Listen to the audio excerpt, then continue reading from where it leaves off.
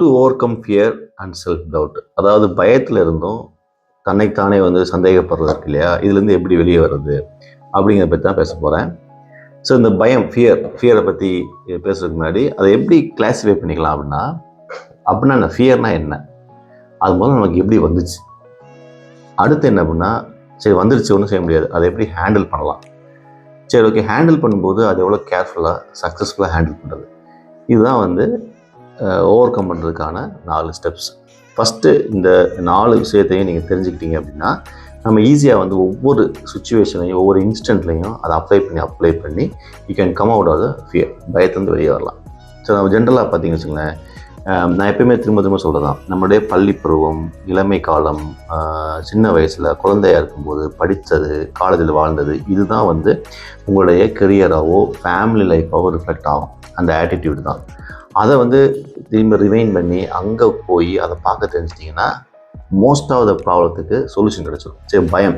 So பயம்னா என்ன, first அதுதான் முக்கியம். வாட் இஸ் பயம், வாட் இஸ் ஃபியர் அப்படின்னு சொல்கிறாங்களே, அப்படின்னா என்ன அர்த்தம் அப்படின்னா, ஒரு தப்பான விஷயத்தை நம்ம செய்ய போகிறோம், விச் இஸ் நாட் ரைட் அப்படின்றத செய்கிறது பார்த்திங்களா, அது அது செய்யும்போது வர்றது பயம். இன்னொன்று நமக்கு தெரியாத விஷயத்தை போய் நம்ம செய்கிறது. இது 2 தான். ஒரு விஷயம் எல்லாரும் தப்புன்னு சொல்லுவாங்க, உலகமே இது தப்பான விஷயம், இதை செஞ்சிடக்கூடாதும்பாங்க. அதை செய்ய முற்படும் போது வர்றது ஒரு பயம். 2வது எப்படின்னா, ஒரு விஷயத்தை நமக்கு வந்துடும், ஆனால் அதை பற்றி ஐடியாவே இருக்காது, பட் அதை எப்படி செய்ய போகிறோம் அப்படிங்கிறத பயப்படும் இல்லையா, அது ஒரு பயம். இதுதான் மெஜாரிட்டி ஆஃப் த பயத்துக்கும் ஃபியருக்கும் உள்ள டெஃபினேஷனு இந்த இடத்துல இருக்குது. சரி, எப்படி இதே எனக்கு வந்தது, எல்லாரும் ஒரு விஷயத்தை தவறுன்னு சொல்கிறாங்க, நான் ஏன் அந்த இடத்துல தள்ளப்பட்டேன், இல்லை எனக்கே இது தெரியாமல் போச்சு, ஆனால் நான் செய்ய வேண்டிய சூழ்நிலை ஏன் வந்துச்சு அப்படிங்கிறது நம்ம தெரிஞ்சுக்கணும். ஃபஸ்ட்டு வாட் இஸ் ஃபியர் கண்டுபிடிச்சாச்சு. செகண்ட் என்ன அப்படின்னா, இது ஏன் எனக்கு வந்தது, நான் ஏன் இந்த சுச்சுவேஷனில் இருக்கிறேன் அப்படிங்கிறத தெரிஞ்சுக்கணும். அதுக்கு ஒரு எக்ஸாம்பிள் சொல்கிறேன், ஏன் நமக்கு பயம் வருது அப்படின்னு சொல்கிறேன். உங்களுடைய கெரியர் தான் சொல்லுவாங்க, குழந்தையை வளர்க்குறது ரொம்ப முக்கியம், பேரண்ட்ஸ் ரொம்ப முக்கியம் சொல்லுவாங்க. குழந்தை வளர்க்குறது டெஃபினேஷன் பற்றிலாம் வளர்க்க முடியாது, ரூல்ஸ் புக்ஸ் வச்சு வளர்க்க முடியாது. நம்ம நேச்சுரலாக தான் நம்ம வளர்ப்போம். நம்மகிட்ட என்ன பொருளாதாரம் இருக்குது, நம்மளுடைய தகுதி என்ன, நம்மளுடைய படிப்பு என்ன, நம்ம அந்தஸ்து என்ன, இதை பேஸ் பண்ணி நம்ம கம்யூனிட்டி என்ன, யார்கிட்ட இருக்கிறோம், இதை பேஸ் பண்ணி தான் நம்ம பழகுறோம் இல்லையா. அப்போ அந்த கம்யூனிட்டிக்குள்ளே சூழ்நிலை இருக்குது இல்லையா, சுற்றுச்சூழல் எப்படின்னா உங்களுடைய கம்பேர் பண்ணுறது, மற்றவங்களுடைய வசதியாக இருக்குது, வசதி இல்லாமல் இருக்குது, படிச்சிருக்குது, படிப்பு இல்லாமல் இருக்கிறது, உங்கள் பக்கத்தில் இருக்கவங்க அன்பு செலுத்துறது, அன்பு செலுத்தாமல் இருக்கிறது, கேர் கொடுக்கறது, கேர் கொடுக்காமல் இருக்கிறது. அப்போது உங்கள் பர்சனாலிட்டி, இப்போது ஒரு பேரண்ட்ஸ் உங்களுக்கு இருக்கான்னு வச்சுக்கோங்களேன், இப்போ லக்கிலி உங்களுக்கு லவுடு பேரண்ட்ஸ் கிடைக்கலாம், இல்லைனா கோவப்படுற பேரண்ட்ஸ் கிடைக்கலாம்.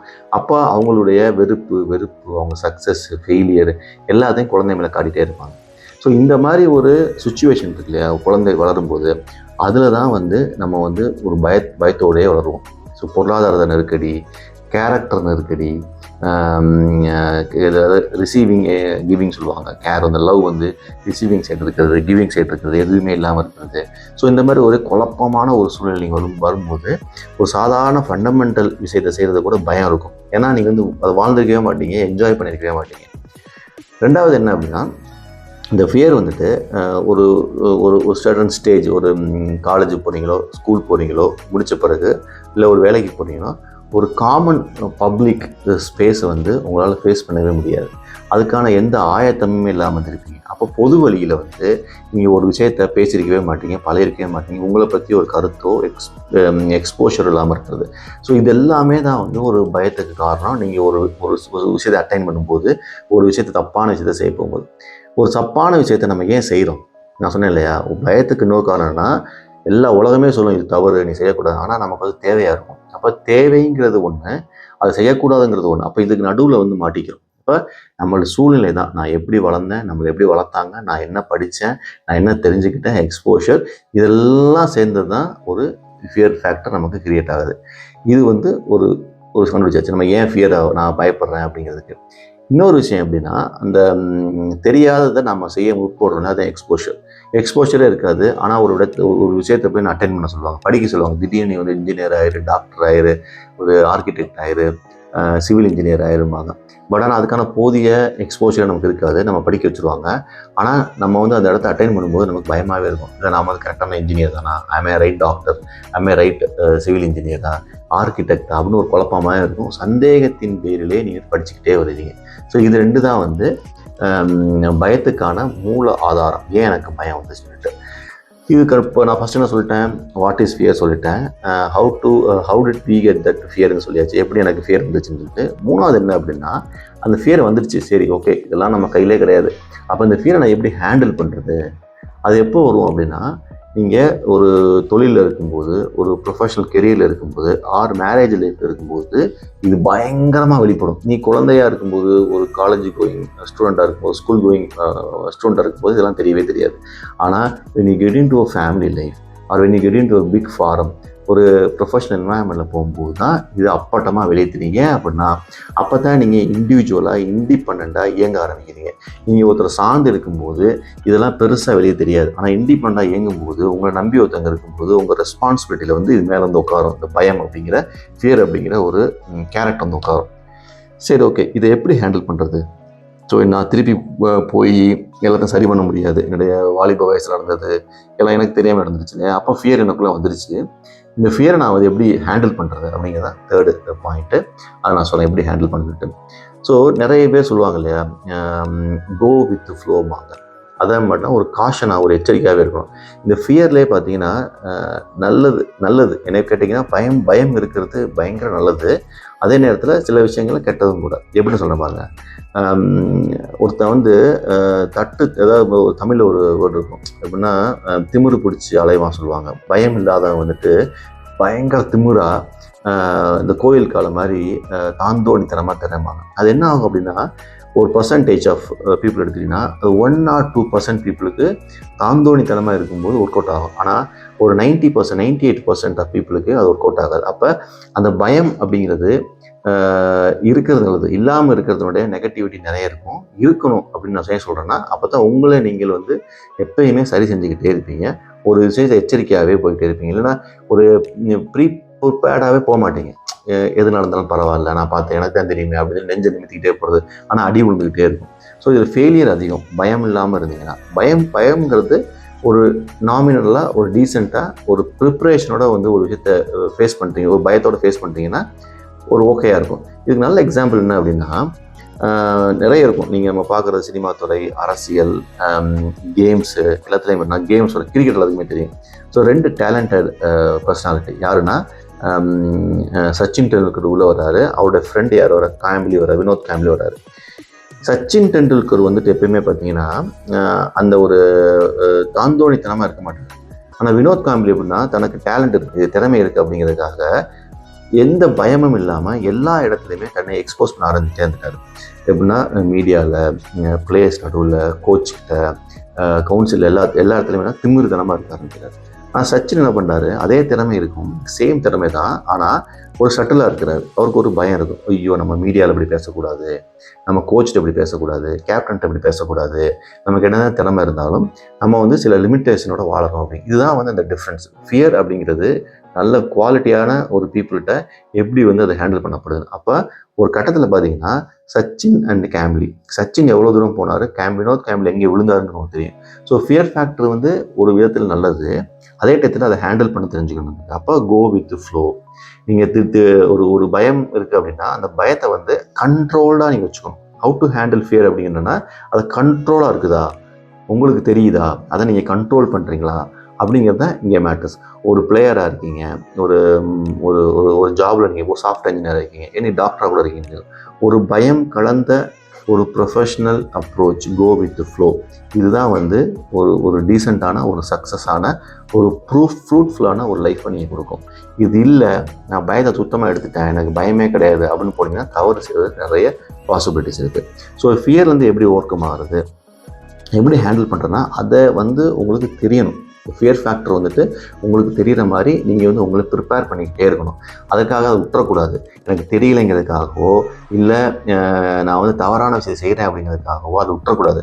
You have to handle, you have to be there. அந்த இடத்துல போய் நில்லுங்க. உங்களை ஒரு சுச்சுவேஷன் வந்து உங்களை அங்கே இருக்க வச்சிச்சு இல்லையா, அதுக்கு தெரியும் உங்களை எப்படி நீங்கள் கொண்டு போகிறோங்கிட்டு. எல்லாத்துக்குமே நம்ம ப்ரீ பிளான்டாக யோசிச்சே கூடாது. நம்மகிட்ட ப்ராப்ளம் என்ன அப்படின்னா, நம்ம வளர்ந்த முறை தான். எப்படின்னா ஒரு ஒரு ஒரு அட்டெம்ப்ட் பண்ணுறோம். ஒரு ஸ்கூல் இந்த எக்ஸாம் மாடலே என்ன டீச் பண்ணியிருக்குன்னா, ஒரு இடத்துக்கு போனோம் அப்படின்னா படிச்சுட்டு போகணும், ப்ரிப்பேர் பண்ணிட்டு போகணும். இது வந்து ஒரு எக்ஸாம் பூர்த்தி. ஒரு எக்ஸாம் நீ போய் படிக்காமல் யாராவது எக்ஸாம் எழுத போயிருக்கீங்களா? கிடையாது.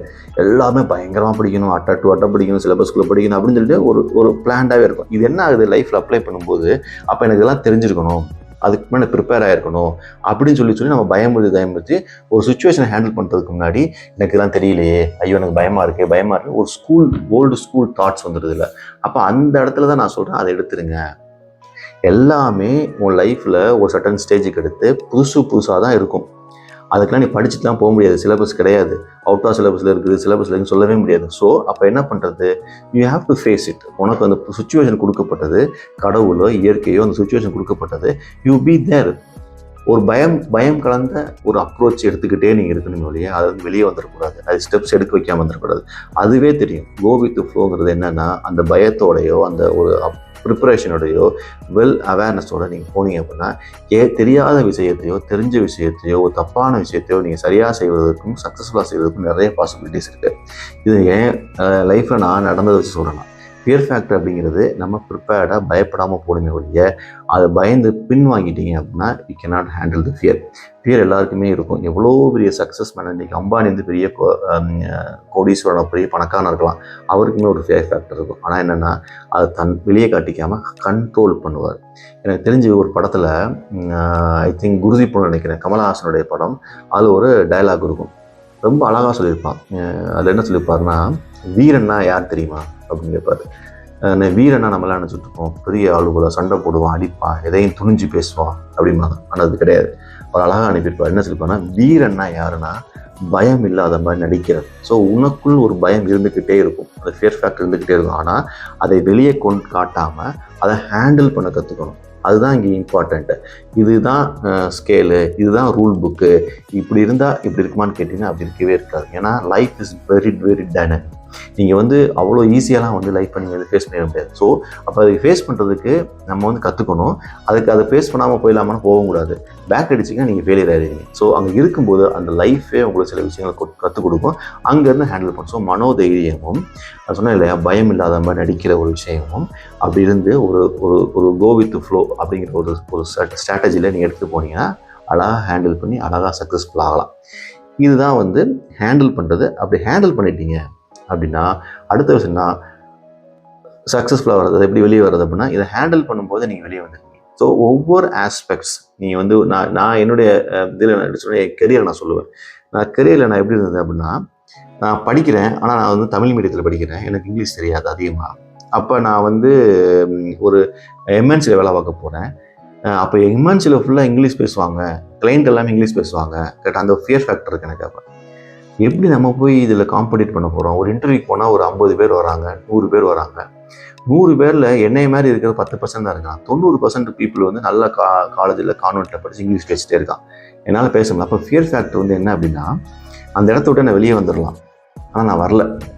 எனக்கு ஒரு ஜாப் என்னென்னா, எனக்கு இங்கே ஜாப் கிடைக்கணும், நான் வந்து ஆசைப்பட்றேன், போகணும் அப்படிங்கும்போது அதை கம்ப்ளீட் பண்ணுறேன். அப்போ நான் என்னை கண்ட்ரோல் பண்ணுறேன். அப்போ அவங்கள மாதிரி என்னால் கோர்வையாக பேச முடியலனாலும் எனக்கு தெரிஞ்ச 4-5 இங்கிலீஷ் வச்சுட்டு அங்கே நின்றுக்கிட்டே இருக்கேன். அந்த அப்ரோச் என்ன ஆச்சுன்னா, அங்கே நின்றுக்கிட்டே இருக்கிறேன், அப்போ வேலை கிடைக்கிது, அங்கே கிடைக்கிது. அது அல்டிமேட் என்ன அப்படின்னா, அமெரிக்காவுக்கு என்னை அப்ரோச் பண்ணுறாங்க. அப்போ அமெரிக்காவுக்கு நான் போகிறேன். அப்போ கான்ஸ்டேட்டில் போய் விசா ப்ராசஸ் பண்ணணும். அங்கே போய் நான் வெள்ளைக்காரன்ட்ட இங்கிலீஷ் பேசணும், வெள்ளைக்காரன் இன்டர்வியூ பேசி விசா வாங்கணும். அதுக்கப்புறம் அமெரிக்காவுக்கு நான் பறக்கணும். பார்க்கும்போது ஃப்ளைட்டில் போய் இமிக்ரேஷனை கிளியர் பண்ணணும், எல்லாமே இங்கிலீஷில். அப்போ ஒரு ஃபியர் ஃபேக்டர், எனக்கு கம்யூனிகேஷன் இல்லை அப்படின்னு நான் நினச்சிருந்தேன் அப்படின்னா நான் இந்த எந்த ஸ்டெப்பையுமே எடுத்துருக்க முடியாது. கரெக்டாக. அப்போ கோ வித் ஃப்ளோ, கான்ஃபிடென்ஸ். இதை எப்படி கண்ட்ரோல் பண்ணலாம்? அப்போ பயம் இல்லாத மாதிரி நடிக்கணும். எனக்கு இங்கிலீஷ் தெரியாது, ஆனால் இங்கிலீஷ் தெரியாதுன்னு யார்கிட்ட சொல்லக்கூடாது. தெரிஞ்ச மாதிரியே மேனேஜ், அவனுக்கும் தெரியும், நான் சரியாக பேச மாட்டேங்கிறான், எனக்கு தெரியலாமா. ஆனால் அந்த கான்ஃபிடென்ஸ் மேனேஜ் பண்ணுறோம் இல்லையா, அப்போ மேனேஜ் பண்ணும்போது என்ன ஆகுதுன்னா, ஒரு சர்டன் டைமில் அதுதான் வந்து நமக்கு ஹேண்டில் பண்ணிட்டோம்னு வச்சுங்களேன். ஒரு பீரியடில் பார்த்தீங்கன்னா என்னால் எல்லாத்தையுமே ஓவர் கம் பண்ண முடியாது. அந்த பர்டிகுலர் ஆக்டிவிட்டி நான் சொல்கிறேன், ஒரு கம்யூனிகேஷனுங்கிறது. இதே மாதிரி லைஃப், ஒரு மேரேஜ் ஆகுதுன்னா ஒரு டிஃப்ரெண்ட் பர்சனாலிட்டியோடு நீங்கள் வந்து மேரேஜுக்கு போவீங்க. உங்கள் பர்சனாலிட்டி வேறு, அவங்க பர்சனாலிட்டி வேறு. அப்போது ஒரு ஃபியர் ஃபேக்டர், ஒரு காம்ப்ளெக்ஸிட்டி வரும். என் ஒய்ஃப் வந்து என்னையோட சிறந்தவங்களா, என்னையோட சாதாரணமானவங்களா, என்னோட அதிகமாக சம்பாதிக்கிறாங்களா, இல்லை என்னோட பெட்டர்மெண்ட்டாக இருக்காங்கன்னா, அப்போ ஃபியர் ஃபேக்டர், தாழ்வு மனப்பான்மை வரும். நீங்கள் நடக்கிற டைவர்ஸ் எல்லாத்துலேயும் பார்த்தீங்கன்னா இந்த ஃபியர் ஃபேக்டராக தான் டைவர்ஸே போகுது. ஒருவேளை இவ வந்து என்னையோட சிறப்பாக இருந்தாலும் நான் சொல்கிறத கேட்க மாட்டாளோ, அவன் நினைப்பான் இவன் வந்து என்னையோட சிறப்பாக இருக்கணும், நான் சொல்கிறத கேட்க மாட்டானோ. அப்போ இந்த ஃபியர் ஃபேக்டர் தான் வந்து ஒரு கட்டத்தில் விரிவாக்கிடுது. இப்போ நான் எப்படி அதை ஹேண்டில் பண்ணுறேன் அப்படின்னா, இட்ஸ் அ ரிலேஷன்ஷிப். அப்போ கிவ் அண்ட் டேக் தான் சொல்லுவாங்க, கொடுத்து வாங்குவது தான். அப்போ நீ அஃப்ரண்ட்டாக வந்துட்டு உன் ஃபியர் ஃபேக்டரை வந்துட்டு பெருசாக ப்ரொஜெக்ட் பண்ணாமல் அதை அப்படியே விட்டுறலாம். நானும் பெரியவன் கிடையாது, நீயும் பெரியவன் கிடையாது. It's a relationship, we have to live a life. Okay, இதை தூக்கிட்டு தெரியாதுங்க. அப்போ அந்த ஃபியர் ஃபேக்டர் ஆட்டோமேட்டிக்காக அடங்கி போயிடும். ஸோ எல்லாமே அப்ரோச் தான். இதில் வந்து ஒவ்வொரு சின்ன சின்ன விஷயமா சொல்கிறேன். பட் இந்த லைஃப்பில் ஒவ்வொரு விஷயத்துலையும் உங்களுக்குள்ளே வர பயம், அந்த ஃபியர் ஃபேக்டரை ஹேண்டில் பண்ண கற்றுக்குங்க. Which is very very very very important. நீங்கள் ஃபியர் ஃபேக்டரை வந்து ஹேண்டில் பண்ண கற்றுக்கல அப்படின்னா நீங்கள் அந்த இடத்துலேருந்து மூவே ஆக முடியாது. கெரியர்லையோ லைஃப்லையோ நீங்கள் வந்து மூவே ஆக முடியாது.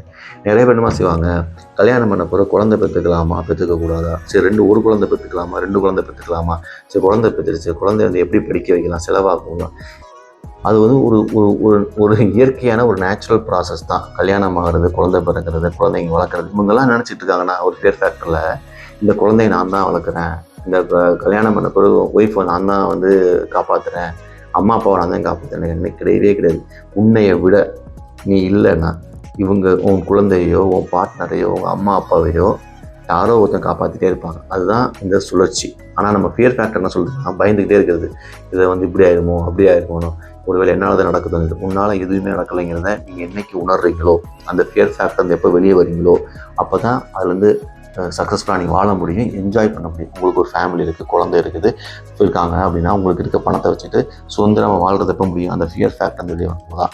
பயந்துக்கிட்டே இருந்தீங்க, ஃபியர் ஃபேக்டரோட இருந்தீங்க அப்படின்னா எந்த விஷயத்தையுமே நீங்கள் என்ஜாய் பண்ண முடியாது. ஸோ திரும்ப சொல்கிறேன், ஃபியர் ஃபேக்டர் வந்து என்னன்னு தெரிஞ்சுக்கிட்டீங்க. அதுக்கடுத்து அது ஏன் எனக்கு வந்துச்சுங்கிறது சொல்லிட்டேன். வாலிப வயசில் நம்மளுடைய அப்ரோச்சு, நம்ம வாழ்ந்த விதம் எல்லாமே சேர்ந்தது தான். அடுத்து வந்து எப்படி ஹேண்டில் பண்ணுறது, பெட்டராக ஹேண்டில் பண்ணுறது. அதுக்காக பயம் இல்லாமலே வாழ்ந்துட முடியாது, பயத்தோடு தான் வாழ முடியும். பயம் வந்து சில டிசிப்ளினை கற்றுக் கொடுத்துக்கிட்டே இருக்கும். அந்த டிசிப்ளினோட நம்ம கோ வித் ஃப்ளோவில் போகணும். இதுதான் ஃபியர் ஃபேக்டர். அப்படி ஹேண்டில் பண்ணிட்டீங்க, அந்த மொமெண்ட்டை நின்றுட்டீங்க, அடி விழுகும் ஆனால் திரும்ப திரும்ப நிற்கணும். நின்றுட்டீங்க அப்படின்னா அதுவே வெளியே வர்றதுக்கான பாதையை அதுவே சொல்லும். அதுதான் how to overcome the ஃபியருங்கிறதுக்கு இதுதான் ஒரு டெஃபினிஷன்ஸ். இதை கரெக்டாக கற்றுக்கிட்டீங்க அப்படின்னா நீங்கள் ஃபியர்லேருந்து வெளியே வந்துடலாம். இதனுடைய அடுத்த விஷயம்னா செல்ஃப் டவுட். தனக்கு தானே வந்து சந்தேகப்பட்டுட்டே இருக்குது, நான் வந்து தகுதியானவனா தகுதி இல்லையா. அந்த ஃபியர் ஃபேக்டருடைய அடுத்த பரிமாணம் தான் செல்ஃப் டவுட். உங்களுக்கு பயம் வரும்போது ஆட்டோமேட்டிக்காக என்ன வரும்னா செல்ஃப் டவுட் வந்துடும். தன்னை பற்றி ஒரு தாழ்வு மனப்பான்மை, தன்னை பற்றி ஒரு குறையான விஷயம் வந்துகிட்டே இருக்கும். ஸோ என்னைக்கு ஃபியர் ஃபேக்டர் வெளியே போகுதோ அப்போ செல்ஃப் டவுட்டும் ஆட்டோமேட்டிக்காக வெளியே போகும். ஸோ செல்ஃப் டவுட்டை வந்து வெளியே கொண்டு வர்றதுக்கு இதே சேம் அப்ரோச் தான். அதனால தான் ஃபியர் அண்ட் செல்ஃப் ஃபேக்டர் வந்து ஒன்றா வந்து பக்கத்து நியர்பை வச்சுருக்காங்க இல்லையா. ஏன் வச்சுருக்கோம்? ஃபியர் பற்றி பேசும்போது செல்ஃப் டவுட் பற்றி பேசுவாங்க, செல்ஃப் டவுட்டை பேசும்போதே வந்து அந்த ஃபியரை பற்றி பேசுவாங்க. ஸோ ரெண்டுமே ஒரே டாப்பிக்கில் ஒரே இடத்துல ட்ராவல் பண்ணக்கூடியது. ரெண்டுக்குமே ஒரு சேம் விதமான ஹேண்ட்லிங், சேம் விதமான சொல்யூஷன் தான் இருக்குது. ஸோ திரும்ப திரும்ப சொல்கிறேன், அந்த பயத்திலிருந்தும் தன்னை பற்றிய தாழ்வு மனப்பான்மை அந்த வெளியே வர்றதுக்கு ஒரே வழி வந்து அதை எப்படி ஹேண்டில் பண்ணுறது. எப்படி ஹேண்டில் பண்ணுறதுன்னா கோ வித் ஃப்ளோ. கொஞ்சம் பயத்தோட டிசிப்ளினாக ஒரு இடத்துல நின்றுக்கிட்டே இருந்தீங்க அப்படின்னா உலகம் சொல்கிறது, இயற்கை சொல்கிறது, யாராவது சொல்கிறத ஃபாலோ பண்ணியே ஆகணும். பயந்து திரும்பக்கூடாது. ஃபியர் இருக்கு முன்னாடி தான் போகணும். பயந்து திரும்பினீங்கன்னா எல்லாம் உங்கள் வாழ்க்கையே அஸ்தமித்தமாயிடும், எதுவுமே நடக்காது. இதுதான் விஷயம். ஸோ தேங்க்ஸ் ஃபார் வாட்சிங் மை வீடியோ. பாய்.